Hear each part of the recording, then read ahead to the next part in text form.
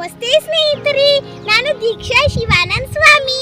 ದೀಕ್ಷಾ ಕಲಿಕೆ ಯೂಟ್ಯೂಬ್ ಚಾನೆಲ್ಗೆ ಸ್ವಾಗತ. ದೀಕ್ಷಾ ಕಲಿಕೆ ಯೂಟ್ಯೂಬ್ ಚಾನೆಲ್ಗೆ ಲೈಕ್, ಶೇರ್ ಅಂಡ್ ಸಬ್ಸ್ಕ್ರೈಬ್ ಮಾಡಿ. ಸ್ನೇಹಿತರೆ, ಎಲ್ಲರಿಗೂ ಕೂಡ 76ನೇ ಕಲ್ಯಾಣ ಕರ್ನಾಟಕದ ವಿಮೋಚನಾ ದಿನಾಚರಣೆಯ ಹಾರ್ದಿಕ ಶುಭಾಶಯಗಳು.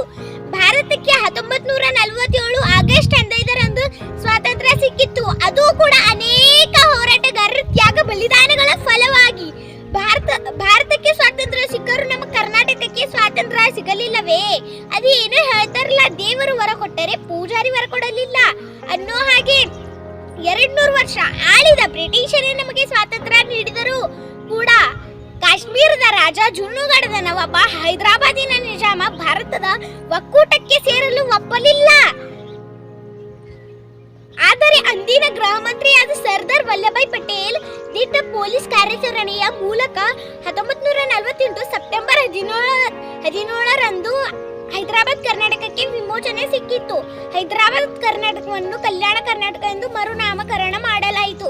ಇಲ್ಲಿ ಬರುವ ಜಿಲ್ಲೆಗಳು ಬೀದರ್, ಕಲಬುರಗಿ, ಯಾದಗಿರಿ, ಕೊಪ್ಪಳ, ಬಳ್ಳಾರಿ, ವಿಜಯನಗರ, ರಾಯಚೂರು. ಈ ಭಾಗದ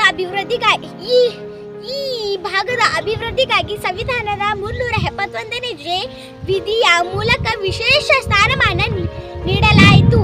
ಹೈದರಾಬಾದ್ ಕರ್ನಾಟಕವನ್ನು ಕಲ್ಯಾಣ